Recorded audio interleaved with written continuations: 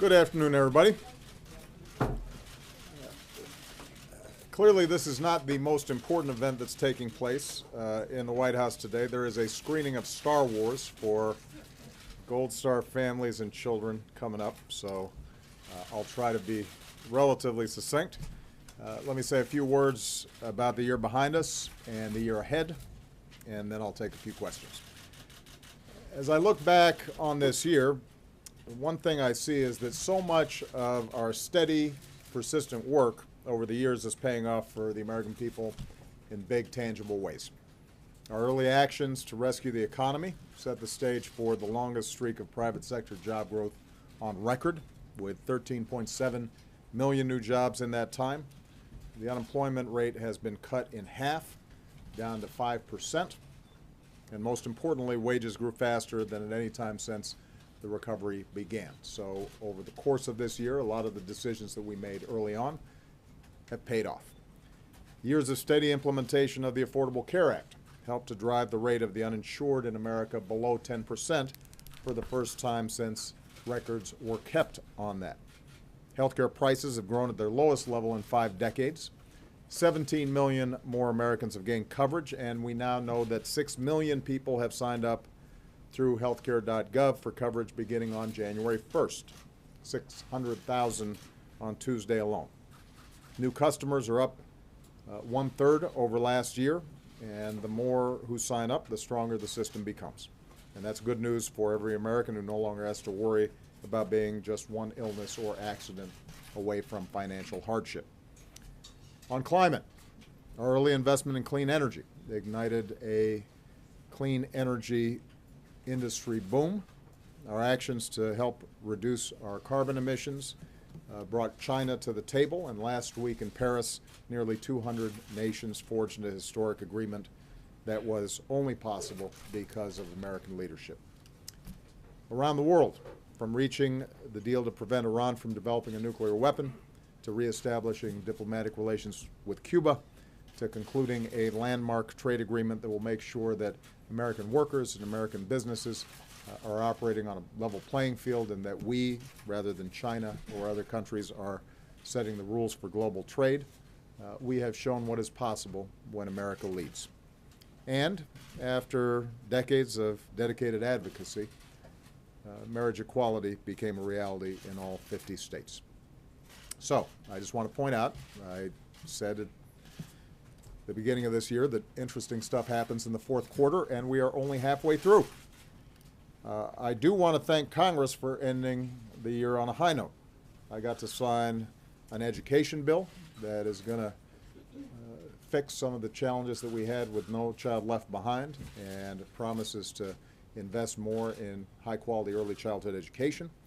We signed a transportation bill that, although not as robust as I think we need, still allows states and local governments to plan and actually get moving, putting people back to work, rebuilding our roads and our bridges.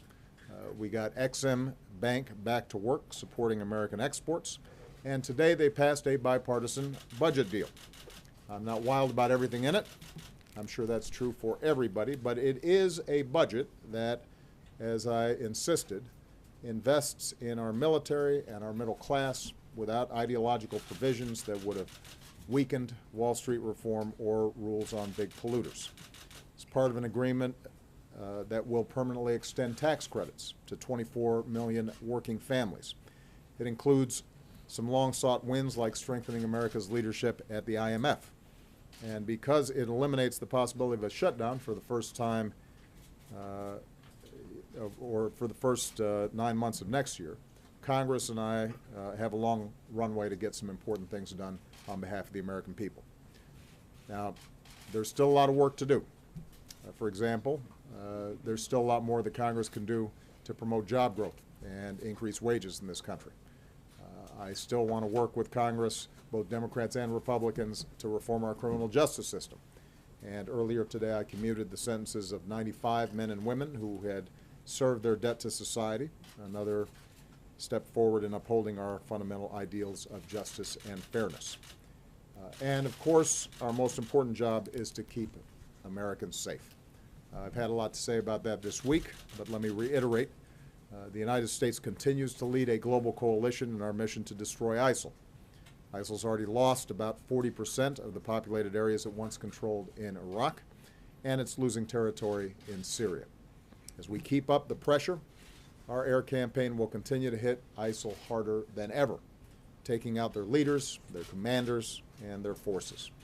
We're stepping up our support for partners on the ground as they push ISIL back. Our men and women in uniform are carrying out their mission with trademark professionalism and courage. And this holiday season, all of us are united in our gratitude for their service, and we are thankful to their families as well because they serve alongside those who are actually deployed. Now, squeezing ISIL's heart, its core in Syria and Iraq, will make it harder for them to pump their terror and propaganda to the rest of the world. At the same time, as we know from San Bernardino, where I'll visit with families later today, we have to remain vigilant here at home. Our counterterrorism, intelligence, homeland security, and law enforcement communities are working 24/7 to protect our homeland, and all of us can do our part by staying vigilant, by saying something if we see something that is suspicious, by refusing to be terrorized, and by staying united as one American family.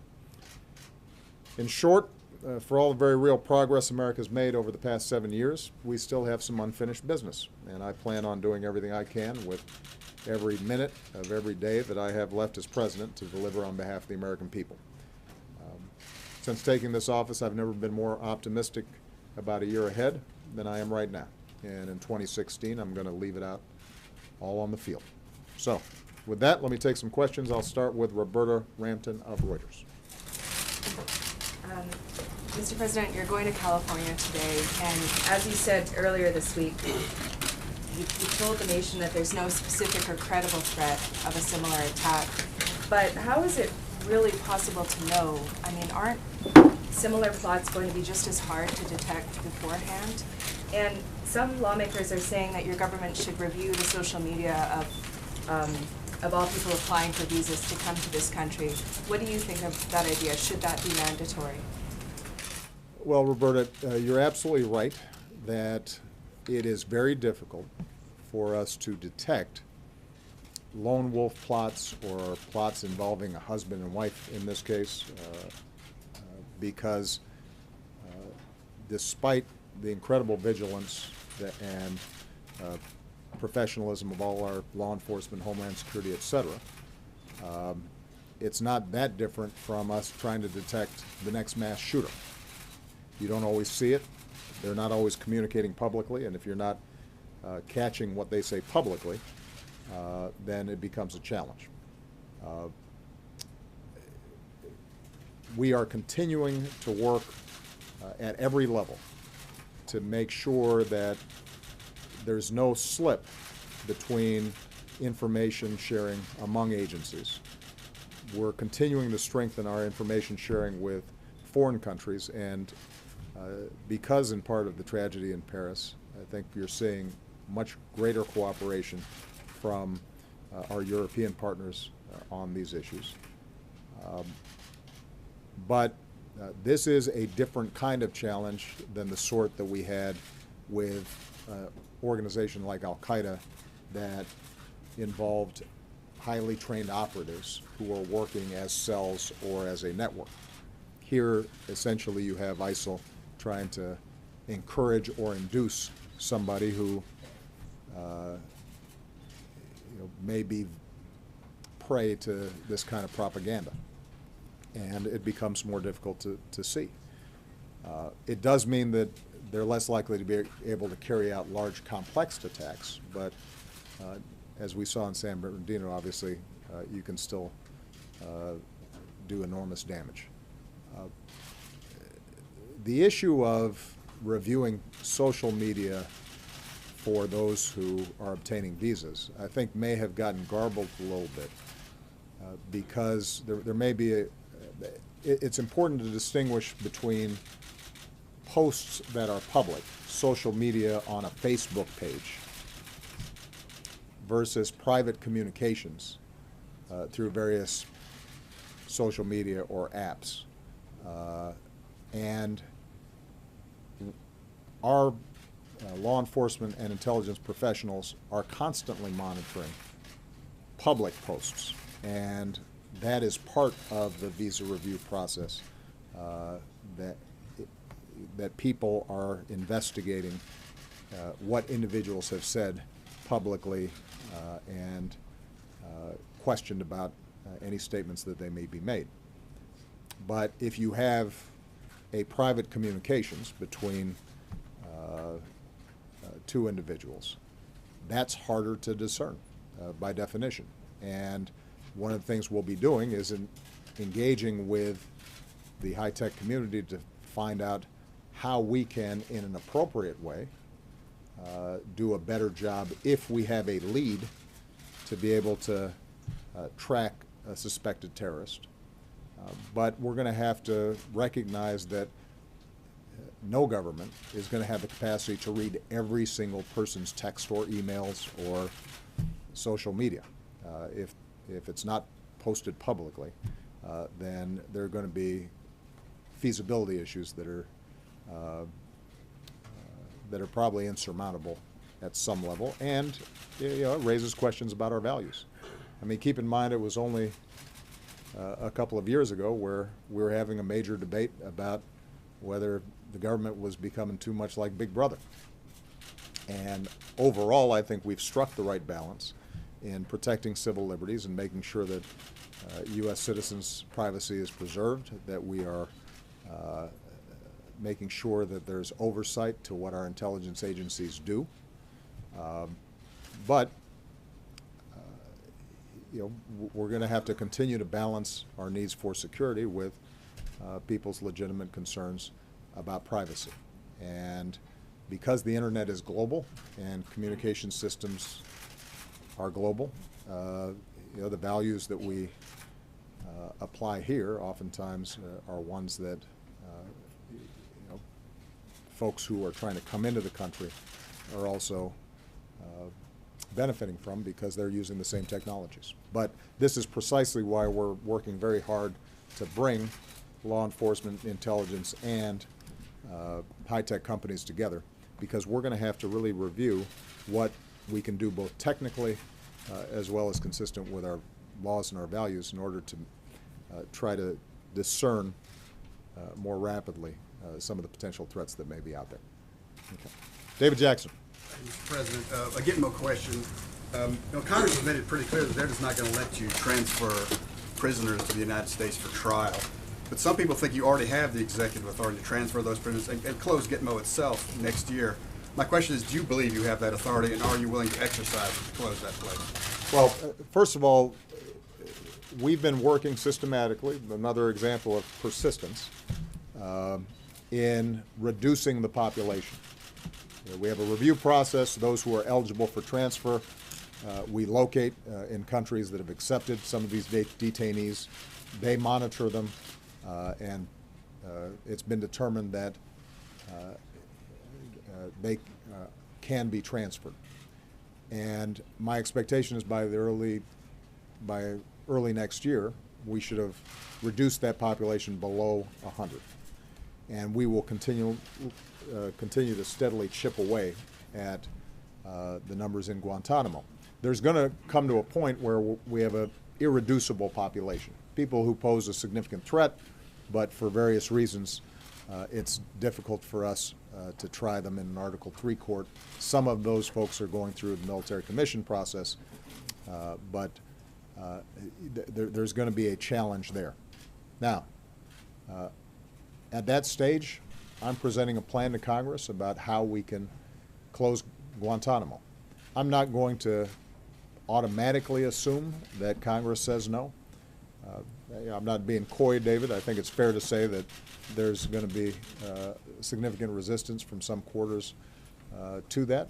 But I think we can make a very strong argument that it doesn't make sense for us to be spending an extra 100, 200, 300, 500 million dollars, $1 billion, to have a secure setting for 50, 60, 70 people. And we will wait until Congress has definitively said no to a well thought out plan with numbers attached to it before we say anything definitive about my executive authority here.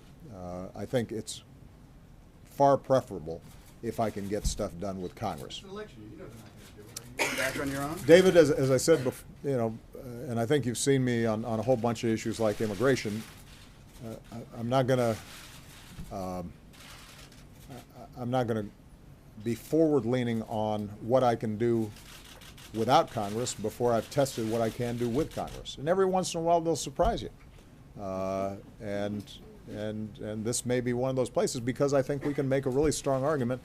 Guantanamo continues to be one of the key magnets for jihadi recruitment. You know, to Roberta's question earlier about how do they propagandize and convince somebody here in the United States who may not have a criminal record or a history of terrorist activity to start shooting. This is part of what they feed, this notion of a gross injustice, that America's not living up to its professed ideals. We know that. We see the internet traffic. We see how Guantanamo has been used to create this mythology that America is at war with Islam. And you know, for us to close it is part of our counterterrorism strategy that is supported by our military, our diplomatic, and our intelligence teams. So when you combine that with the fact that it's really expensive, that we are you know, essentially at this point detaining a handful of people, and each person is costing several $1 million to detain when there are more efficient ways of doing it. You know, I think we can make a strong argument. But I'll take, you know, I'll take your point that it'll be an uphill battle. Every battle I've had with Congress over the last 5 years has been uphill, but we keep on surprising you by actually getting some stuff done. On an immigration. Sometimes that may prove necessary, but you know, we try not to get out ahead of ourselves on that. Julie Pace. Thank you, Mr. President. I wanted to ask you about some of the broader challenges in the Middle East. Yeah. Some of the Republicans who are running for president have argued that the Mideast and the United States would be safer if you hadn't had regime change in places like Iraq, Libya, and Egypt. And having gone through the experience of the Arab Spring and the aftermath, I wonder what you now see the U.S. role in the Middle East in terms of trying to push dictators out of power. Would you advise future presidents to call for authoritarian leaders to step down, as you did? And just specifically on Syria, at this point, is it your expectation that Bashar Assad's presidency will outlast yours? You know, there's been a lot of revisionist history, sometimes by the same people, making different arguments depending on the situation. So maybe it's useful just for us to go back over some of these issues. We did not depose Hosni Mubarak.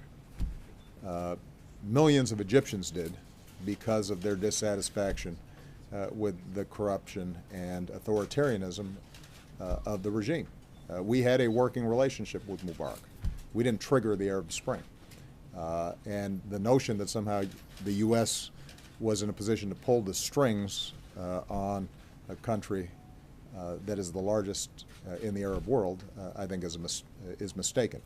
What is true is that at the point at which the choice becomes mowing down millions of people or trying to find some transition, we believed, and I would still argue, that it was more sensible for us to find a peaceful transition to the Egyptian situation.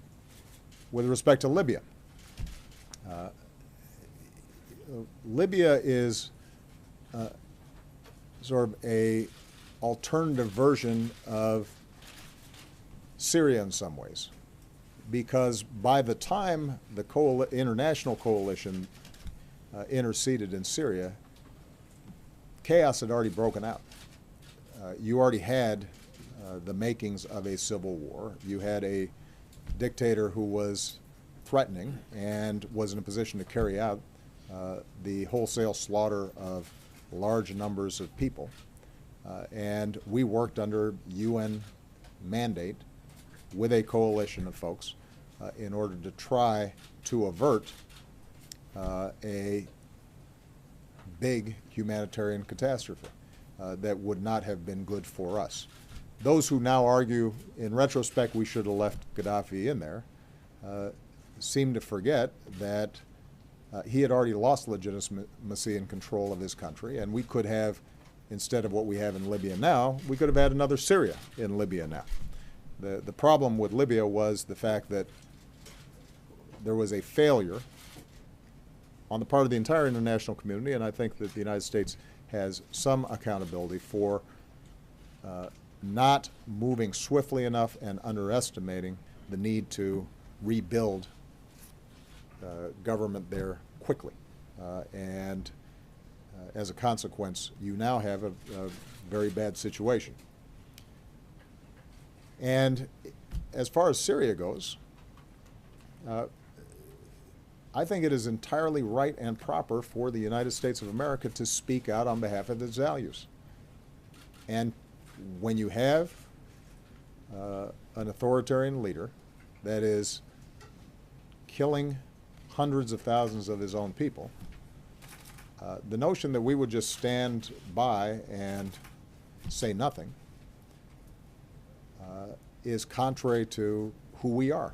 And that does not serve our interests, because at that point, us being in collusion with that kind of governance would make us even more of a target for terrorist activity. If that government can help try to stop extremists from building up in their countries. The reason that Assad has been a problem in Syria is because that is a majority Sunni country, and he had lost the space that he had early on to execute an inclusive transition, peaceful transition. He chose instead to slaughter people, and once that happened, the idea that a minority population there could somehow crush tens of millions of people who oppose him is not feasible. It's not plausible. Even if you were being cold-eyed and hard-hearted about the human toll there, it just wouldn't happen. And as a consequence,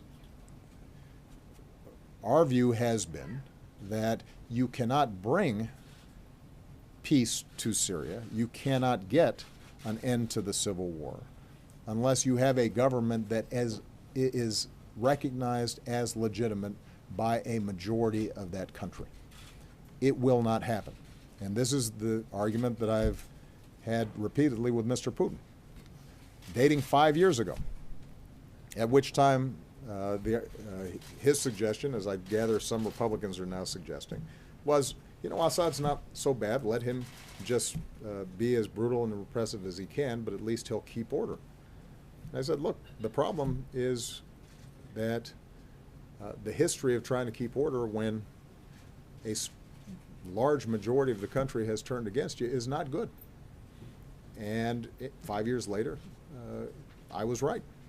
So we now have an opportunity, and John Kerry is meeting as we speak with Syria and Turkey and Iran and the Gulf countries and other parties who are interested. We now have an opportunity not to turn back the clock. It's going to be very difficult to completely overcome the devastation that's happened in Syria already, but to find a political transition that maintains the Syrian state, that recognizes there are a bunch of stakeholders inside of Syria, and hopefully to initiate a ceasefire that won't be perfect, but allows all the parties to turn on what should be our number one focus, and that is destroying Daesh and its allies in the region. And that is going to be a difficult process. It's going to be a painstaking process, but there is no shortcut to that. That's not based on some idealism on my part. That's a hard-headed calculation about what's going to be required to get the job done. Do you think that Assad, though, potentially could remain in power a year from now? I think that Assad is going to have to leave in order for the country to stop the bloodletting and for all the parties involved to be able to move forward in a non-sectarian way. He has lost legitimacy in the eyes of a large majority of the country. Now, is there a way of us constructing a bridge, creating a political transition that allows those who are allied with Assad right now, allows the Russians, allows the Iranians to ensure that their equities are respected, that minorities like the Alawites are not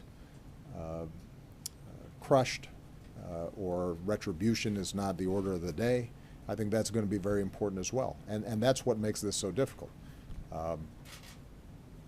You know, sadly, had Assad made a decision earlier that he was not more important personally than his entire country, that kind of political transition would have been much easier.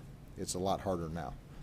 But John Kerry's been doing some excellent work in moving that process forward, and I do think that you've seen from the Russians a recognition that after a couple of months, they're not really moving the needle that much, despite a sizable deployment inside of Syria. And of course, that's what I suggested would happen, because there's only so much bombing you can do when an entire country is outraged and believes that its ruler doesn't represent them. Cheryl Bowen. Thank you, Mr. President. I'd like to ask you about the surprising Congress. Specifically, what are your top legislative priorities for next year? And how has the new Speaker, Paul Ryan, changed the dynamic with you and Capitol Hill? And can you be more ambitious next year, doing things like maybe completing the transatlantic trade partnership or even getting tax reform? Well, first of all, it's important to give some credit where credit is due. John Boehner did a favor to all of us, including now Speaker Ryan, by working with us to agree on a top-line budget framework. That was the basis for subsequent negotiations. He was able to do that because he was going out the door, and was then given, I think, a little more room to maneuver than he previously had.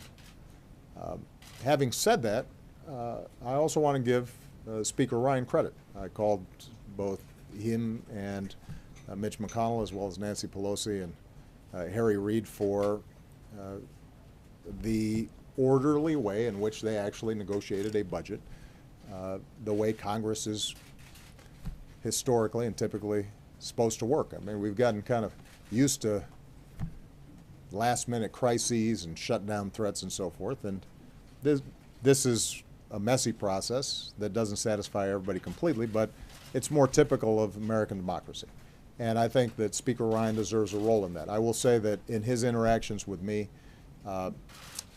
he has been professional. He has reached out to tell me what he can do and what he cannot do. I think it's a good working relationship. We recognize that we disagree on a whole bunch of other stuff and have fundamentally different visions for where we want to move the country. But perhaps because even before he was elected, he had worked on Capitol Hill, I think he is respectful of the process and respectful of how legislation works. So kudos to him, as well as all the leaders and appropriators who are involved in this process. Now, just want to repeat, because sometimes we take for granted what's happened. I said early on in this process that I wasn't going to sign a budget that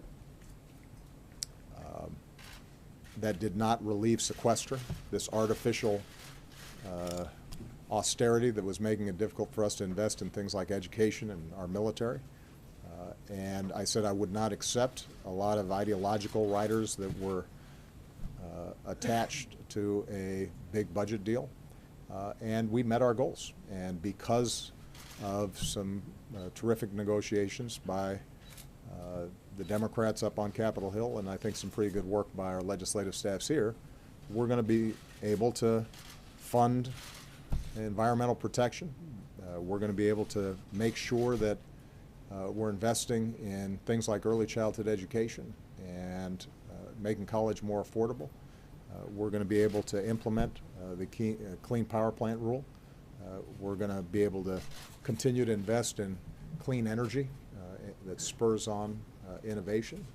We're going to be able to make sure that our military gets the equipment and the training that it needs in order to be effective in fighting ISIL and other threats around the world. So it was a good win, and there's some things in there that I don't like, but that's the nature of legislation and compromise, and I think the system worked. That gives me some optimism that next year, on a narrow set of issues, we can get some more work done.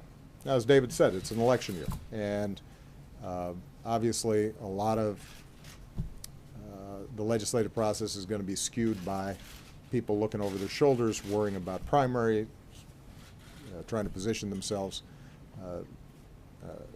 relative to the presidential candidates. So that makes it harder. But I think there are going to be a handful of areas where we can make real progress. One of them you already mentioned, Trans-Pacific Partnership, which now has been out. Congress has had a chance to review, and it meets the bar that I set. It is consistent with what I promised, which is the most pro-labor, pro-environment, progressive trade deal in history that eliminates just about every tariff on American manufacturing goods in countries that up until this point have charged a tax essentially on anything that American workers and American businesses sell in these areas. It brings those taxes down to zero on basically all of American manufactured products. A huge win for agriculture, because now, you know, the people of Japan are going to be in a better position to enjoy American beef and American pork, which up until this point, even though we're much more efficient producers, has been tagged with a tax that makes you know, our products uncompetitive in Japanese markets. So this is a big deal, and I think Speaker Ryan would like to try to get it done. And there are both proponents and opponents of this in both Democratic and Republican parties, and so it's going to be an interesting situation where we're going to have to stitch together the same kind of bipartisan effort in order for us to get it done. A second area that I think is possible is criminal justice reform. There has been sincere, serious negotiations and efforts by Democrats and Republicans to create a criminal justice system that is more fair, more even-handed, more proportionate, and is smarter about how we reduce crime. And I've really been impressed by the dedication of a core group of Democrats and Republicans, some of them the most liberal Democrats and the most conservative Republicans coming together saying this is the right thing to do. We've got a good bill in the Senate that passed with bipartisan support out of committee. My hope is that that gets to the floor and that we can pair it up with a good bill out of the House. And this is an area where you potentially can see us save money, reduce recidivism,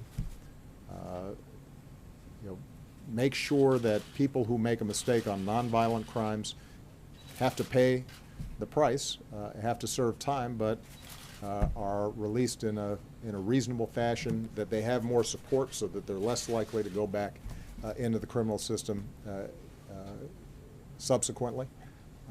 And that's an area where I think we may be able to make a big difference. So those are just two examples. We'll keep on looking for a number of examples like that. And wherever there's an opportunity, I'm going to take it. Okay. Philip Crowder. Philip Crowley. Thank you, Mr. President. You mentioned climate change already, and at the time of the signing of the deal in Paris, you said it was potentially a turning point for the world. But this was a deal that is not a legally binding document, and you bypassed Congress pretty much completely. Are you worried at this point that a Republican president who might take over from you in the White House could stop the deal in its tracks entirely? And considering that possibility, are you more interested in campaigning for a Democratic nominee, considering that danger? I think it's fair. I was going to be campaigning for a Democratic nominee, even without that danger. And I am very confident that we're going to have a terrific Democratic nominee. And whose phone is that, guys? Come on now. Somebody, you recognize your ring. Don't be embarrassed. Just turn it off. Huh? There you go. Okay. Can I still hear it? All right, I think it's off now. I think we will have a strong Democratic nominee. I think that Democratic nominee will win. I think I will have a Democratic successor. And I will campaign very hard to make that happen for a whole variety of reasons, because they're far more likely to share my fundamental vision about where America should go. But having said that, what I think people should also feel good about is that the agreement struck in Paris, although not legally binding when it comes to the targets that have been set, does create this architecture in which all around the world countries are saying, this is where we're going. We're going to be chasing after this clean energy future. This is how we're going to meet our goals. We're going to double down on solar power. We're going to double down on wind power. We're going to invest more heavily in biofuels. We're going to figure out battery technologies. And what you saw in this budget, which I think was really significant, was an extension of the solar tax credits and wind tax credits that we had helped to really boost early on in my administration, and that it resulted in wind power increasing threefold, solar power increasing by 20-fold. Those tax credits are now going to be extended for 5 to 7 years. And as a consequence, that combination of market signals means that the private sector is going to start investing much more heavily. They know this is coming. And it's not just coming here, it's coming around the world. So you now have a global marketplace for clean energy that is stable and accelerating over the course of the next decade. That then creates a different dynamic that is independent of what Congress does, but also helps to shape what Congress does. Because the more people that are now getting jobs in solar installation and production, the more that you have companies who are seeing how American innovation can sell products in clean energy all across the Asia Pacific and in Europe and in Africa. Suddenly there's a big monetary incentive to getting this right. And that's been the history of environmental progress in this country, and now we've exported it around the world. Every time we've made a decision, you know what, we're going to have clean air. The predictions were everything would fall apart. And lo and behold, turns out that American innovation makes getting clean air a lot less expensive than people expected, and it happens a lot faster than expected. When we made a decision that we were going to double fuel efficiency standards on cars, everybody said, oh, this is going to ruin the American auto industry. The American auto industry has been booming over the last couple of years.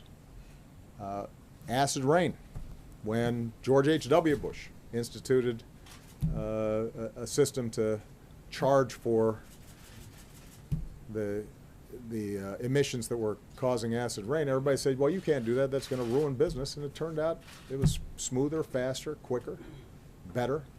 And acid rain, folks who were born, I don't know, some of you reporters are getting younger than, or I'm getting older, may not remember it, but that was a big deal. Now, most folks don't even remember it anymore. because it got solved. And there's no reason why the same won't happen here. Now, do I think that there's going to be a lot of noise and campaigning next year about how we're going to stop Paris in its tracks? There'll probably be a lot of noise like that. Do I actually think that 2 years from now, 3 years from now, even Republican members of Congress are going to look at it and say that's a smart thing to do? I don't think they will. Keep in mind that right now, the American Republican Party is the only major party that I can think of in the advanced world that effectively denies climate change. I mean, it's an outlier. Many of the key signatories to this deal, the architects of this deal, come from center-right governments. Even the far-right parties in many of these countries, they may not like immigrants, for example, but they admit, yeah, the science tells us we got to do something about climate change. So my sense is that this is something that may be an advantage in terms of short-term politics in a Republican primary. It's not something that is going to be a winner for Republicans long-term. You mentioned American leadership. Is it embarrassing to you that the other party denies climate change? No, it's because first of all, I'm not a member of that party. Second of all, it didn't stop us from being the key leader in getting this done. I mean, this is something I've been working on now for 5-6 years. When I went to Copenhagen,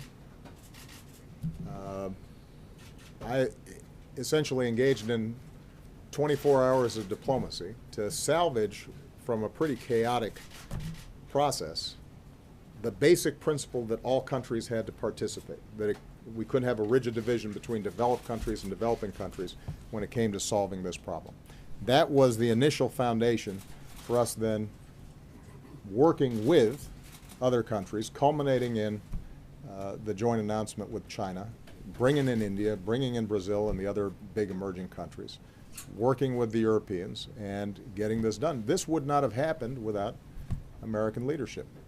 And by the way, the same is true for the Iran nuclear deal. The same is true for the Trans-Pacific Partnership.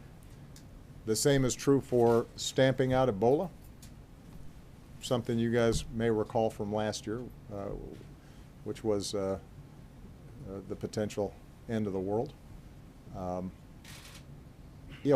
At each juncture, what we've said is that American strength and American exceptionalism is not just a matter of us bombing somebody. More often, it's a matter of us convening, setting the agenda, pointing other nations in a direction that's good for everybody and good for U.S. interests, engaging in painstaking diplomacy, leading by example. And sometimes the results don't come overnight. They don't come the following day, but they come. And this year, what you really saw was that steady, persistent leadership on many initiatives that I began when I first came into office. All right, I've got April Ryan. Mr. President, I want to ask you something on criminal justice. Going back to something you said, and also something from Julie Pace. Your administration contends the United States has 5% of the world population, but 25% of the global jail population. What legislation are you supporting that significantly cuts mass incarceration in this country? And then going back to the Assad issue, does Assad have to go to defeat ISIS? Well, we're going to defeat ISIS. And we're going to do so by systematically squeezing them, cutting off their supply lines, cutting off their financing, taking out their leadership, taking out their forces, taking out their infrastructure. We're going to do so in partnership with forces on the ground that sometimes are spotty, sometimes need capacity building, need our assistance, need our training, but we're seeing steadily progress. in many of these areas. And so they're going to be on the run. Now, they are going to continue to be dangerous. So let me just be very clear, because whenever I say that we have made progress in squeezing the territory that they control or made real inroads against them, what people will say is, well, if something happens around the world, then obviously that must not be true. But in any battle, in any fight, even as you make progress, there's still dangers involved. And ISIL's capacity both to infiltrate Western countries with people who've traveled to Syria or traveled to Iraq, and the savviness of their social media, their ability to recruit disaffected individuals who may be French or British or even U.S. citizens, will continue to make them dangerous for quite some time. But we will systematically go after them. Now, in order for us to stamp them out thoroughly, we have to eliminate lawless areas in which they cannot still roam. So we can disable them, we can dismantle much of their infrastructure, greatly reduce the threat that they pose to the United States, our allies, and our neighbors. But in the same way that Al-Qaeda is pinned down and has much more difficulty carrying out any significant attacks because of how we've systematically dismantled them, they still pose a threat. There's still operatives who are interested in carrying out terrorist attacks because they still operate in areas between Pakistan and Afghanistan, or more prominently right now in Yemen, that are hard to reach. Our long-term goal has to be able to stabilize these areas so that they don't have any safe haven. And in order for us to do that in Syria, there has to be an end to the civil war.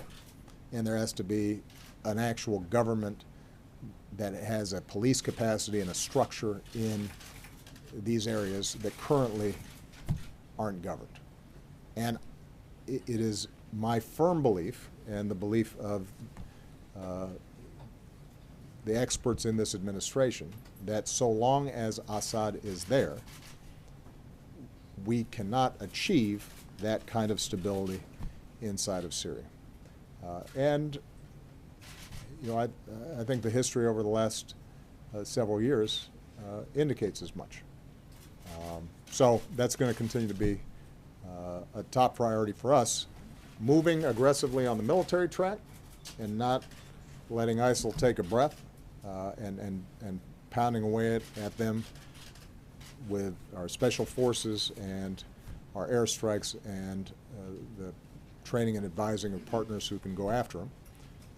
But we also have to keep very aggressive on this diplomatic track in order for us to bring countries together. All right? Everybody? Oh, on criminal justice reform, I answered the question. I'm hopeful. Are you supporting that the cuts into mass incarceration? In April, what I said is that I strongly support the Senate legislation that's already been put forward. I'm hopeful that the House can come up with legislation that follows the same principles, which is to make sure that we're doing sentencing reform, but we're also doing a better job in terms of reducing recidivism and providing support for ex-offenders. And if we can get those two bills together in a conference, then I'm somewhat optimistic that we're going to be able to make a difference. Now, keep in mind, April, when you use the term mass incarceration, statistically, the overwhelming majority of people who are incarcerated are in state prisons and state facilities for state crimes.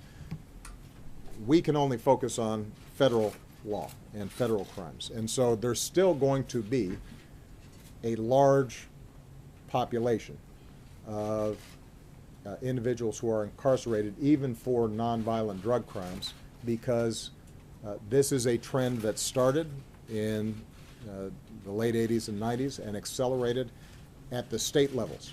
But if we can show at the federal level that we can be smart on crime, more cost effective, more just, more proportionate, then we can set a trend for other states to follow as well. And that's our hope. This is not going to be something that's reversed overnight. So just to go back to my general principle, April, it took 20 years for us to get to the point we are now. And it will be 20 years probably before we reverse some of these major trends. Okay, everybody, I got to get to Star Wars.